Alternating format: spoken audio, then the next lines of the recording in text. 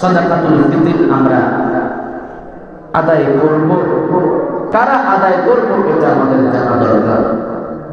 আমরা অনেকেই জানি যাকাত ফরজ হওয়ার জন্য একটা নেশাবের প্রয়োজন হয়। যাকাত ফরজ হওয়ার জন্য একটা নির্দিষ্ট সম্পত্তির মালিকানা হতে হয় এবং সেই সম্পত্তির মালিকানা থাকার উপর, প্রতিষ্ঠিত থাকার উপর 1 বছর অতিবাহিত হতে হয়।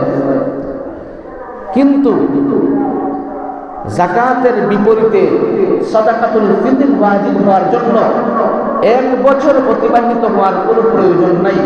কোনো ব্যক্তি যদি সাদাকাতুল ফিতর আদায়ের আগে, সাদাকাতুল ফিতর ওয়াজিব হওয়ার আগে, অর্থাৎ ঈদুল ফিতরের দিন সুবহে সাদিকের আগে যদি কোনো ব্যক্তি নেশাব পরিমাণ সম্পদের মালিক হয়ে যায় কিছু সময়ের জন্য, তার উপরেও কিন্তু সাদাকাতুল ফিতর আদায়